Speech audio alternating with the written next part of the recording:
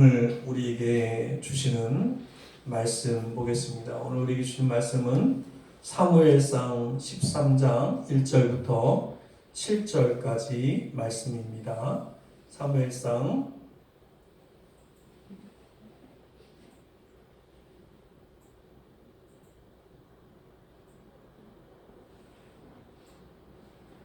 13장 1절부터 7절까지 말씀 보겠습니다. 제 13장.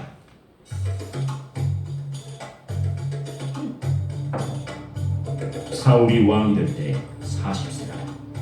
그가 이스라엘을 다스린 지 2년에 이스라엘 사람 3,000명을 택하여 그 중에서 2,000명은 자기와 함께 믹마스와 베델산에 있게 하고 1,000명은 요나단과 함께 베냐민 기브야에 있게 하고 남은 백성은 각기 장막으로 보내니라.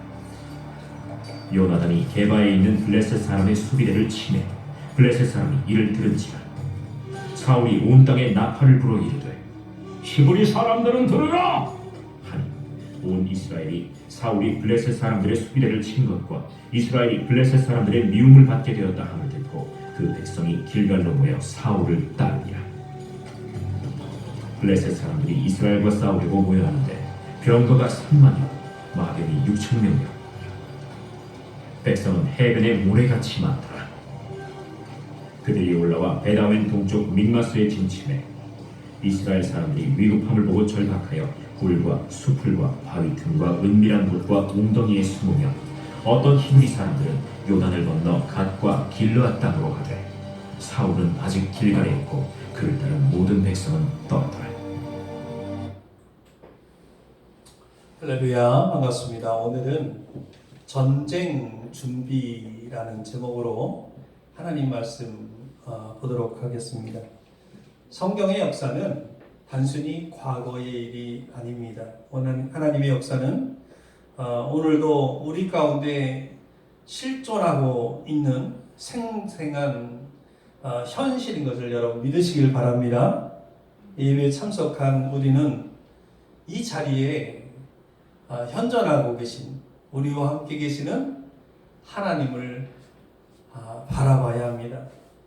사울에게는, 이 사울 왕에게는 참으로 안타까운 현실이지만 이 수천 년이 지났잖아요. 지금 수천 년이 지난 우리에게는 이 사울의 실패를 보고 우리는 타산지석을 삼아야 될 것입니다.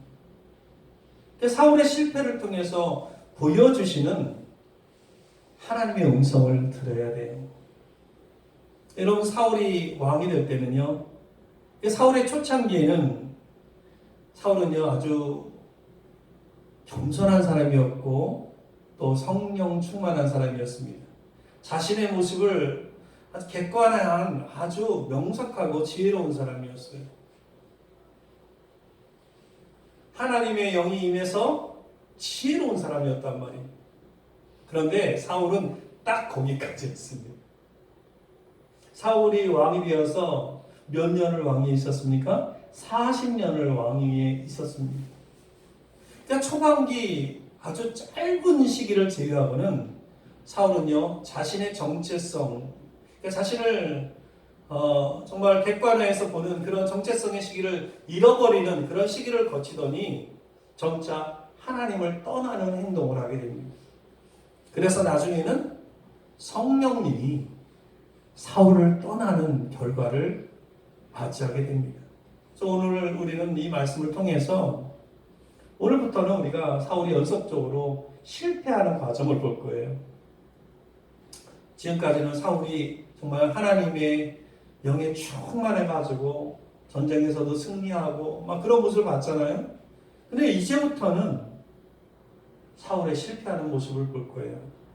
사울이 왕으로 등극한 지 2년째 되던 해 이스라엘은 블레셋과의 전쟁을 치르게 됩니다. 여러분, 사울이 왕이 됐을 때 백성들의 요구가 있었어요. 그 요구가 뭐예요? 블레셋과의 그 블레셋이 우리를 괴롭히는 것에서 우리가 좀 벗어나고 싶다. 그래서 왕을 뽑은 거잖아요. 그 백성들은 그런 이유 때문에 그 백성들의 가장 큰 요구 중에 하나가 뭐였냐면 이 블레셋의 그 이런 괴롭힘에서 좀 벗어나기를 바라는 거예요. 그래서 사울은 2년 동안 무엇인가 하긴 했는데 한 것이 없습니다. 그래서 이제 거룩한 전쟁, 성전을 해야 되겠다. 마치 십자군 전쟁 했던 것처럼 성전을 해야겠다. 그래서 군사를 모으자 이 길갈에 많은 사람들이 모였습니다. 사울은 고향 마을이 어디예요? 기브아라고 하는 곳이죠. 그 기브아를 수도로 삼았습니다. 그리고 3,000명의 군인을 모아서 사람을 모아서 상비군을 조직했는데 그 상비군을 이유는 뭐냐면 그 블레셋의 주둔군이 이스라엘 영토까지 들어와서 거기서 묵고 있었기 때문에 이 기습 작전을 통해서 이스라엘 영토에서 몰아내려고 하는 거예요. 그래서 오늘 본문 3절은 이 상황을 어떻게 말하냐면, 자, 우리 3절 말씀을 같이 한번 읽어보겠습니다. 3절 말씀입니다. 우리 크게 읽겠습니다. 시작. 요나단이 베라에 있는 블레셋 사람의 수비대를 치매 블레셋 사람이 이를 들은지라 사울이 온 날에 라파를 불러 이르되 히브리 사람들은 들으라 하니. 여기 보면 요나단이 나오는데 요나단이 누구예요? 사울의 아들이에요. 그렇죠? 그러니까 요나단을 통해서 그 게바에 있는, 게바라고 하는 그 지역에 있는 그 게바에 있는 블레셋 사람의 수비대를 공격한 거예요. 먼저 공격한 것입니다. 이스라엘이. 그랬더니 블레셋이 어떻게 나왔어요? 그냥 그 수비대의 공격을 받고 가만히 있을 리가 없습니다. 블레셋도 전쟁을 선언하는 거예요. 그래서 5절 말씀에 보면 블레셋 사람들이 이스라엘과 싸우려고 모였는데 병거가 몇 명이에요? 3만. 마병이 6천. 그리고 백성은 해변에 모래같이 많더라. 엄청나게 모인 거예요. 3만 6천. 그들이 올라왔어요. 올라왔다는 얘기는 이스라엘로 왔다는 얘기예요. 그래서 베나웬 동쪽 믹마스에 진을 쳤다. 거기까지 진격해 들어오는 거예요. 베나웬 믹마스까지. 공격은 누가 먼저 했어요? 이스라엘이 먼저 했는데 블레셋이 공격해 들어오는 거예요.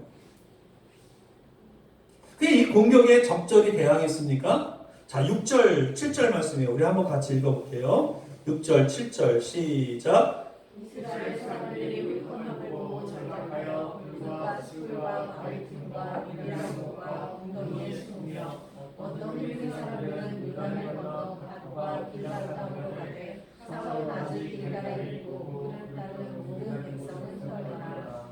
이 공격해 올 때 수비하면서 그 전쟁에서 싸울 생각을 하지 않고 이스라엘 사람들은 어떻게 하고 있어요? 위급함을 느껴서 도망가는 거예요. 막 숨어버리고. 여기 보면 성경의 표현에 보면 몸을 숨기는데 뭐 굴에도 숨고 수풀에도 숨고 바위틈에도 숨고 은밀한 곳이면 어두운 곳이든 심지어 요단강을 넘어서 도망가까지 하는 거예요. 죽으니까 36,000명 죽으니까. 그러니까 사울 왕의 처음 계획은 뭐였다 그랬어요? 그러니까 기습작전, 3,000명의 군사를 가지고 기습작전을 통해서 그 블레셋 주둔군을 갖다가 몰아내려고 했는데 블레셋 군대는 호락호락하지 않은 거예요. 아무리 기습작전을 통해서 우위를 선점한다고 하죠. 우리 싸울 때 뭐 먼저 하는 정확히 하시네요, 우리 예수는. 그렇게 해도 강한 상대는요, 그 한 방으로 안 되는 거예요. 그 전면전이 일어나지 않을 거라고 하는 생각을 갖고 있었던 것 같아요, 사울은. 그 막연한 생각 가지고 블레셋을 이길 수가 없거든요. 어떤 결과를 맞이한 것입니까? 도망가는 거예요.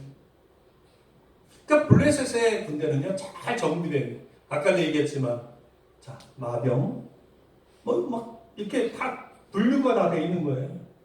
근데 사울왕의 군대는요, 군대가 없어요, 사실은. 자, 4절 말씀 볼게요. 4절 말씀 제가 읽어드릴게요. 온 이스라엘이 사울이 블레셋 사람들의 수비대를 친 것과 이스라엘이 블레셋 사람들의 미움을 받게 되었담을 듣고 그 백성이 길갈로 모여 사울을 따르니라. 그 여기 보면 길갈로 모여 이렇게 표현하고 있죠. 그러니까 지금 이스라엘군은 그 전쟁의 소식을 듣고 그냥 모여든 사람들인 거예요. 그러니까 상비군이 아닌 거예요. 우리나라 군대가 몇만 명 정도 됩니까? 60만 명 정도 되잖아요. 정확히 하시네요. 근데 이 지금 이스라엘 군은 군이라고 해봤자 군이 아니고 사람들이 모여든 거예요. 오합지졸인 거예요, 한마디로. 더 큰 문제가 있었어요. 더 큰 문제는요, 사울왕과 그 요나단이 거느리고 있는 이 군대의 군대에게는 더 큰 문제가 있었어요. 오늘 우리가 함께 읽지 않았지만 22절 말씀입니다. 자, 22절 말씀 한번 읽어볼까요? 시작.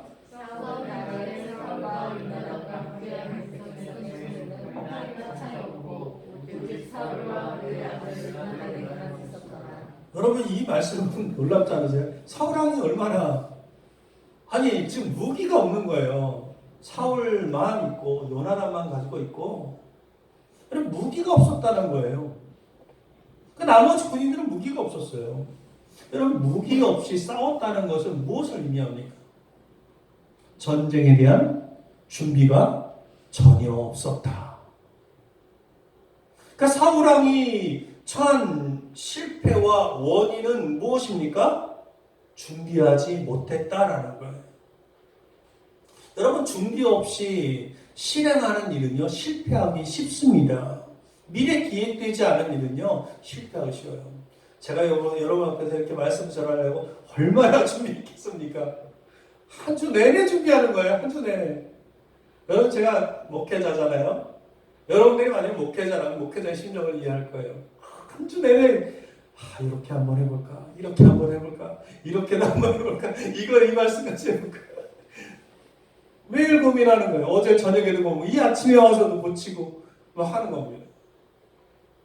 이 준비하지 않으면 이 강단에 서가지고 말씀을 선포하기 어떤 사람은 그래요. 준비하지 않아도 성령께서 역사하시면 그게 진짜 준비 아닌가 이렇게 얘기하는 분도 있는데 내가 책상에 앉아서 설교 준비하는 것도 성령께서 역사하시는 준비란 말이에요. 아멘입니까? 준비하지 않으면 안 되는 거예요. 근데 전쟁에 나서는 군사가 무기가 없었다는 게 말이 안 되잖아요. 있을 수 없는 일이에요. 그래서 19절에 보면 19절부터 22절까지 좀 길지만 여기 뭐라고 나오냐면 그때 이스라엘 온 땅에 철공이 없었으니 이렇게 표현하고 있어요.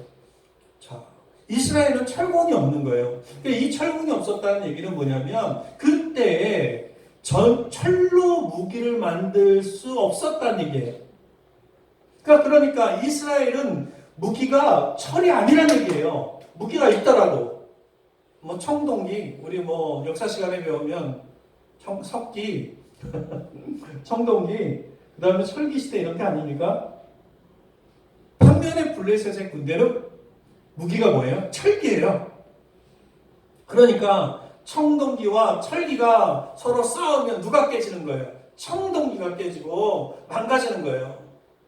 그래서 사울이 정말로 현명한 왕이었다면 사울이 조급해하지 않고 철기를 연마할 수 있는 기술을 먼저 개발해야 되는 거예요. 여러분 현대전에서도요 무기의 중요성이 큽니다. 우리나라가 최근에 잘 아시죠? K9 자주포를 개발해서 지금 굉장히 많이 수출하고 있어요. 얼마 전에 그 문재인 대통령이 중동에 갔다 왔잖아요. 거기 가서 무기, K9 엄청나게 팔고 왔어요. 우리나라가 그래서 이 무기 강국이 됐어요, 지금.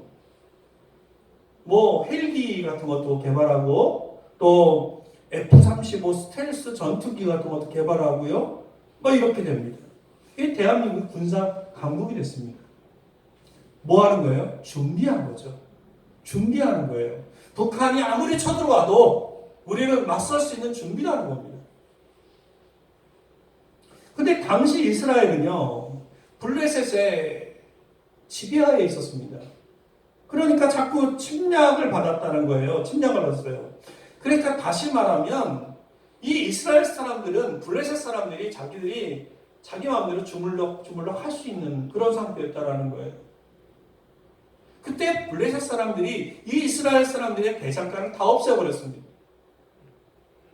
그러니까 철공들도 다 잡아간 거예요. 다 잡아가요. 그래서 블레셋 사람들은 이스라엘 사람들로 하여금 철기로 무엇을 만들거나 무엇을 할 수 있도록 못하게 했다는 것입니다. 그래서 22절 말씀에 보면 여기 제가 여기 화면에 있는데 여기 뭐 22절 말씀에 뭐라고 하냐면 보습이나 사비나 도끼나 괭이를 벼리려면 블레셋 사람들에게로 내려갔었는데 이렇게 표현하고 있어요. 그럼 버리는 게 아니라 벼리는 거예요. 벼리는 게 뭐예요? 갈고 닦는 거죠. 그죠? 내려갔다라는 거예요. 여기 지금 보면 그래서 이런 농기구조차도 구입하려면 블레셋 땅으로 갔어야 되는 거예요. 그런 상황이에요. 그러니까 블레셋 사람을 의지할 수밖에 없는 그런 상태였는데 여러분 그 훈련되지 않은 군사들이 있었고 거기에 변변한 무기조차도 없는 사람들이 블레셋과 전쟁하겠다고 나섰으니 블레셋 사람들 보기 얼마나 웃겼겠어. 그죠?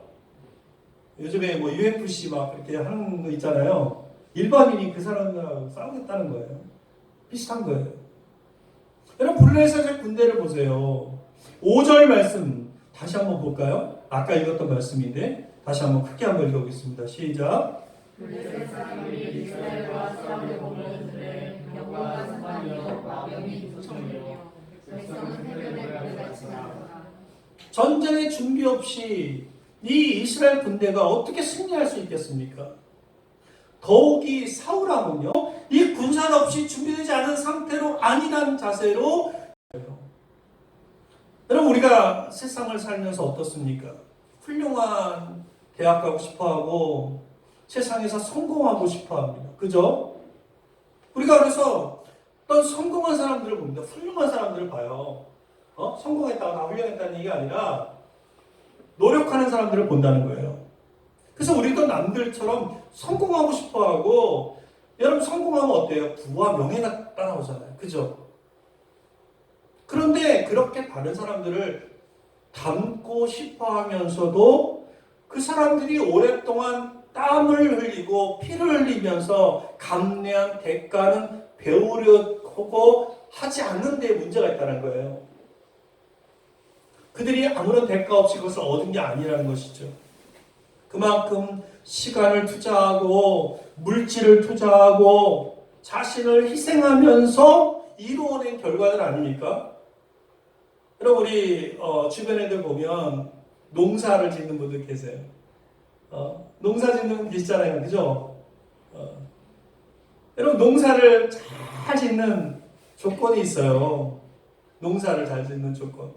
두 가지 조건이 있어요. 첫 번째, 저희 아버님이 농사를 지었어요. 잘 알아요.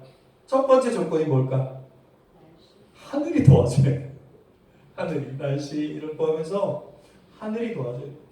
두 번째는요, 사람이 할 일인데 정직하게 땀 흘려야 돼요. 땀 흘린 만큼 얻어요, 농사는. 일정한 시간이 지날 때, 여러분 가을이 오면 추수를 합니다. 풍요로운 수확이 가능한 것은요, 봄에 씨를 뿌리고 모내기를 하고 여름에 충분한 물을 공급해주고 잡초를 뽑아내는 땀의 수고가 있었기 때문에 풍요로운 추수가 가능한 거예요. 사랑하는 성도 여러분, 하나님 나라의 축복이 무엇인지 아십니까? 심는 대로 거둔다는 거예요. 아멘입니까? 손이 수고한 대로 먹는 거예요. 하나님 나라가 그런 곳이에요. 심지 않고 하나님 나라를 거둘 수 없습니다. 아멘입니까? 얻을 수 없어요. 심지 않고 거두고 수고하지 않고 먹으려 하는 것은요, 예수님이 뭐라고 하셨냐면 도적이고 강도라고 했어요. 사기꾼이라고 했단 말이에요. 하나님은 정직한 분이십니다. 이 땅에서 우리가 믿음의 수고와 훈련을 하는 만큼 천국의 열매를 맛볼 수 있음을 여러분 믿으시기를 바랍니다. 여러분 믿음의 사람들은요, 이 천국의 열매를 거두기 위해서 철저하게 준비하는 삶을 살았습니다. 철저하게.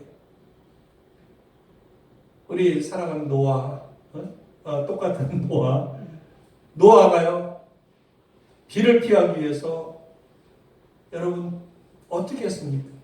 노아가 어떻게 구원을 받았어요? 방주를 통해서 구원받았죠? 제가 밖에 노아의 방주를 만들어놨는데 그 배에 타서 구원받았어요. 그 방주를 통해서 구원받았는데 그 방주를 어떻게 했습니까? 120년 동안 만든 거예요. 120년 동안 수고를 했어요. 120년 동안. 그냥 얻어지는 게 아닌 것입니다. 자, 요셉도 마찬가지예요. 요셉. 우리가 잘 알고 있는 요셉 있죠? 우리 지금 오늘까지 창세기 46장까지 읽었는데 45장에 요셉이 그런 고백을 하죠. 우리 한번 보겠습니다. 창세기 45장 5절에 자, 한번 읽어볼게요. 같이 시작.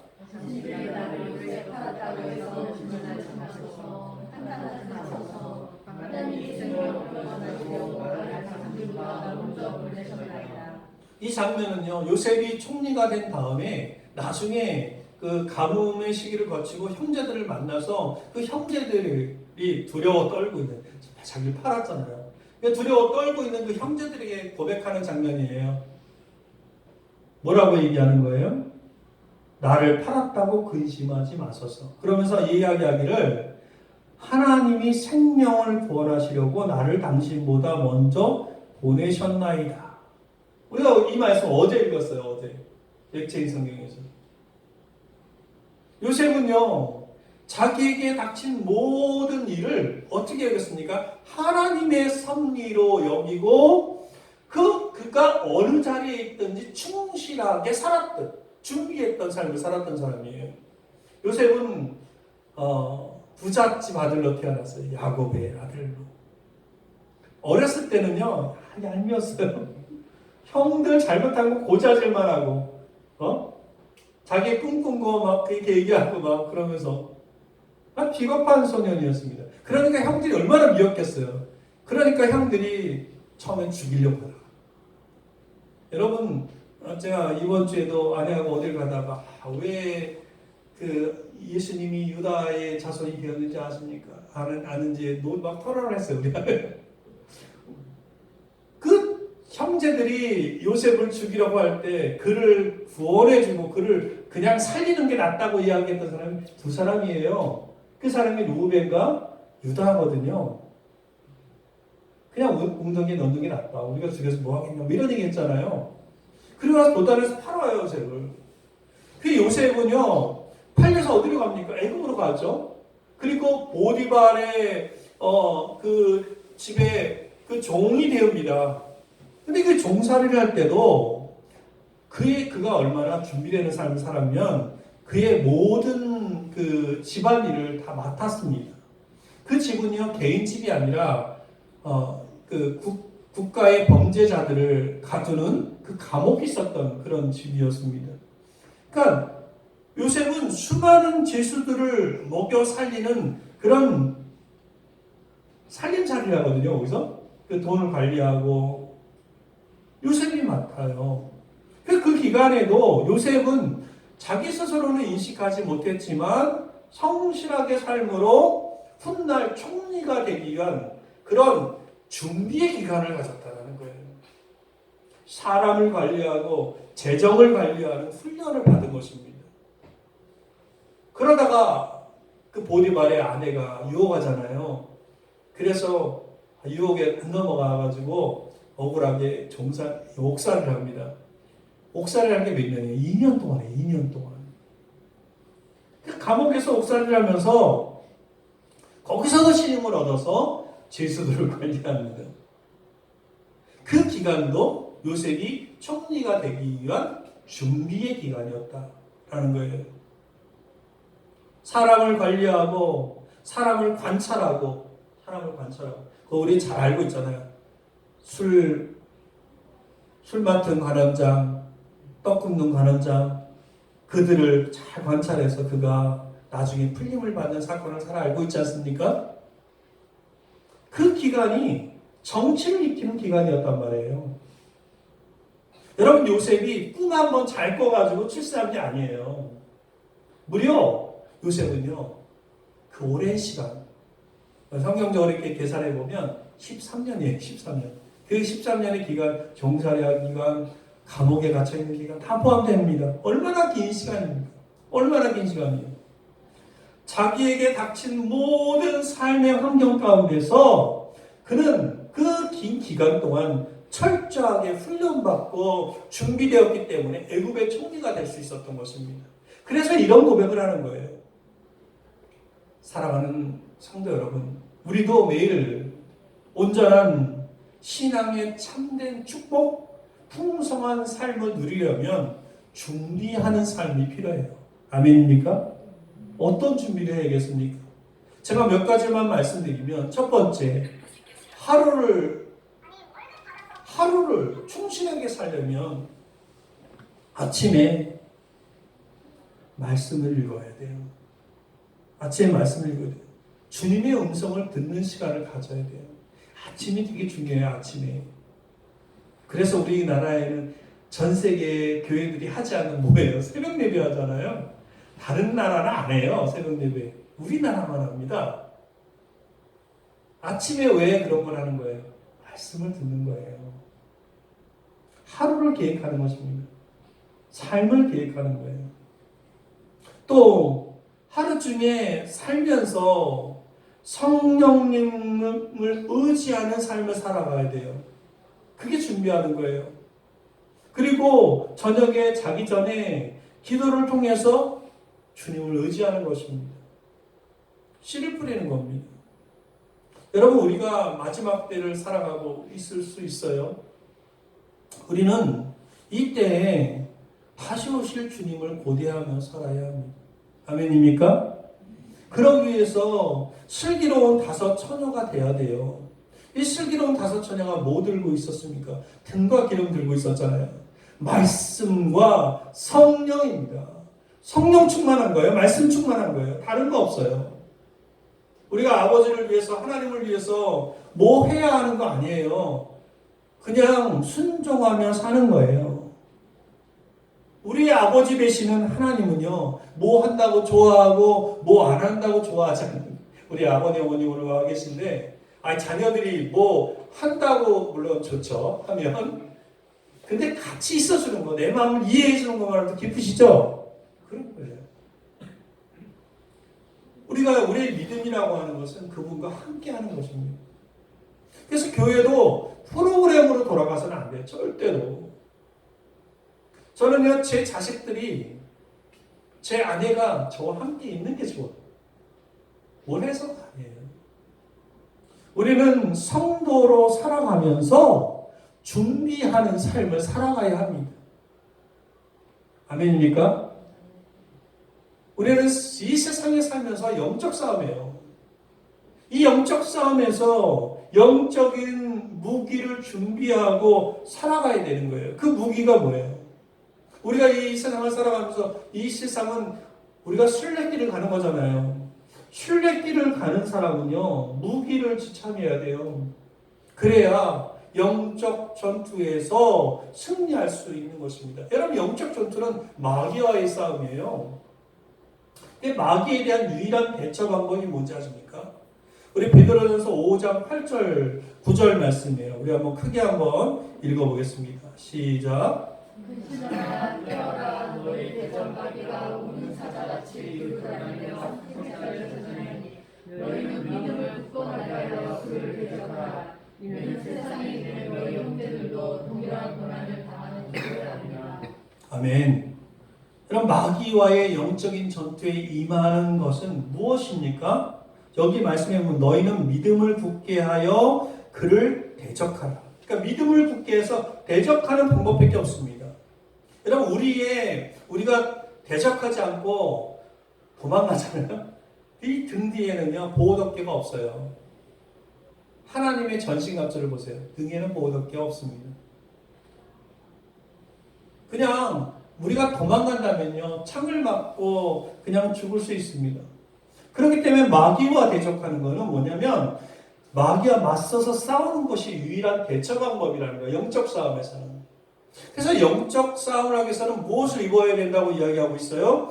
우리가 이 에베소서 6장 말씀에 보면 뭐라고 이야기했어요? 그러므로 하나님의 전신갑주를 취하라. 이는 악한 날에 너희가 능히 대적하고 모든 일을 행한 후에 서기 위함이라 이렇게 이야기하고 있습니다.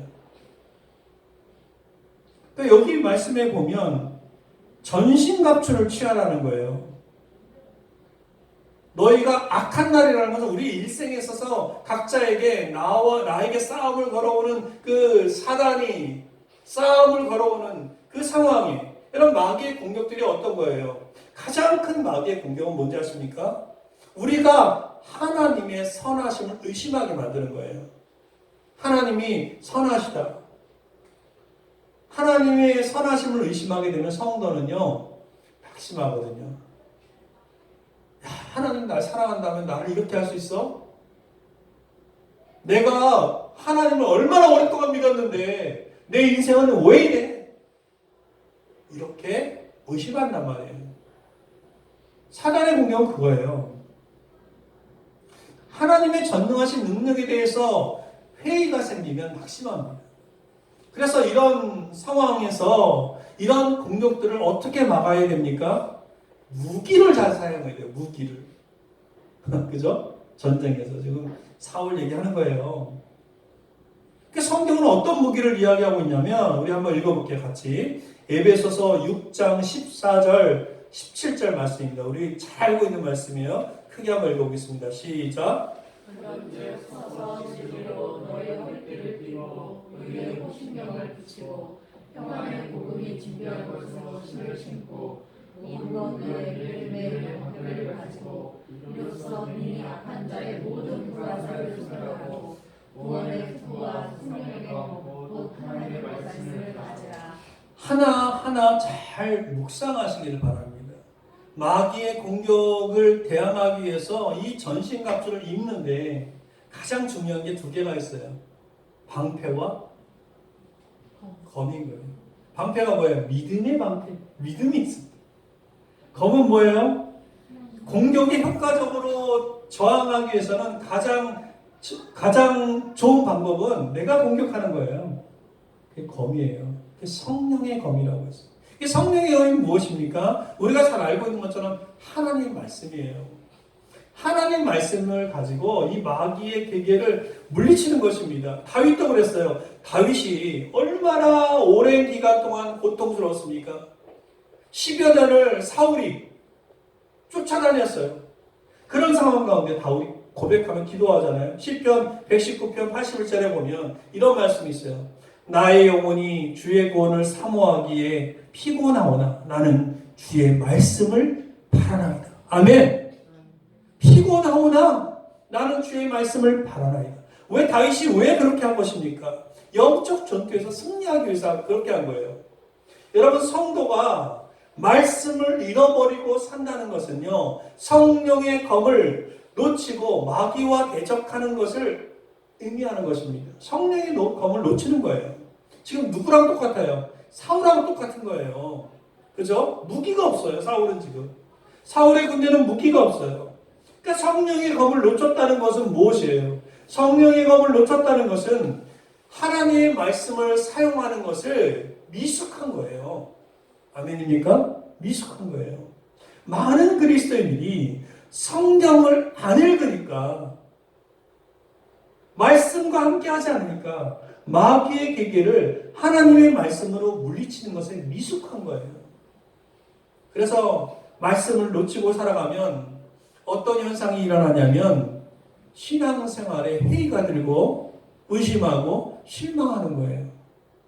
약속의 말씀으로 그 의심의 화살을 물리쳐야 되는데, 아멘입니까? 그렇게 하지 못하는 거예요. 그래서 매일 성경을 읽고 기도해야 될, 주님의 음성을 들어야 할 이유가 여기 있는 것입니다. 아멘입니까? 그래서 전신갑주 입어야 돼요. 그리고 함께 써야 할 무기가 하나 더 있어요. 하나 더 있어요. 자, 거의 설교 끝났는데, 자, 6장 18절 뭐라고 이야기하고 있습니까? 우리 크게 한번 읽어보겠습니다. 시작. 모든 기도와 간구를 하되 항상 성령 안에서 기도하고 이를 위하여 깨어 구하기를 항상 지시라. 여러 성도를 위하여 구하라. 전신납주를 이야기하면서 동일하게 이야기하는 것이 여기 나오는데, 이건 모든 기도예요. 기도긴 기도인데 모든 기도예요. 여러분, 모든 기도가 뭐예요? 모든 기도란 마음속 깊은 곳으로부터 간절한 마음으로 울부짖으며 있는 힘을 다해서 모두 모아서 드리는 기도가 모든 기도예요. 아멘입니까? 여러분, 전신납주를 입었다고 자동적으로 전쟁에서 이기는 게 아니에요. 누가 도와줘야 돼요? 하나님이 도와줘요. 아멘입니까? 하나님이 함께 하셔야 돼요. 주님의 약속을 전적으로 신뢰하고 있는 힘을 다해서 기도를 해야 된다는 것입니다. 이 마귀와의 영적 전투는요, 육신의 힘으로 되는 게 아닙니다. 자, 역대하 33장 말씀 우리가 마지막으로 읽고 이제 설교를 마칠 텐데, 자, 우리 같이 한번 읽겠습니다. 시작. 그가 환난을 당하여 그의 하나님 여호와께 간구하고 그의 조상들의 하나님 앞에 크게 겸손하여. 여러분, 영적 전투를 준비하고 살아가고 있습니까? 여러분, 성령의 검을 놓치면, 거기에 미숙하면 백전백패합니다. 그런데 어떻게 우리가 성경을 안 읽겠습니까? 성령의 검을 놓쳐서는 안 되는 것입니다. 매일 성경 읽어야 해요. 아멘입니까? 사울은 그 검이 없는 거예요. 사울의 군대는 그 무기가 없는 것입니다. 여러분, 우리가 그래서 삶에서 무당한테 구하는 그런 기적, 그런 복, 이런 거 구하지 말고 하나님의 말씀을 통해서 삶의 순간순간 영적인 전투에서 승리하는 기적을 경험하시기를 주님의 이름으로 축원합니다. 그러려면 주님의 은혜를 절대적으로 의존해야 됩니다. 전투에 임하는 자는요, 겸손한 자세가 될 수밖에 없어요. 사울이 겸손했다면, 아까도 제가 말씀드렸지만, 이미 철기를 재련할 수 있는 그런 기술을 그 나라에 먼저 해야 됐을 거예요. 사랑하는 성도 여러분, 진실한 마음으로 하나님의 마음이 합한 자가 되시기를 축원합니다. 하늘나라를 준비하는 성도님이 되시기를 바랍니다. 그래서 매일매일 영적인 무기를 다듬으시기를 바랍니다. 그래서 위기가 닥쳐올 때 다듬어 놓은 그 영적인 무기로 승리하시는 저와 여러분들이 다 되기를 주님의 이름으로 간절히 축원드립니다. 시간 결단기도 한 1분간 하겠습니다. 기도할 때 영적 전투에 잘 준비할 수 있게 하여 주옵소서. 전신갑주를 입음으로 사단을 대적하게 하여 주옵소서. 우리 같이 함께 기도합니다.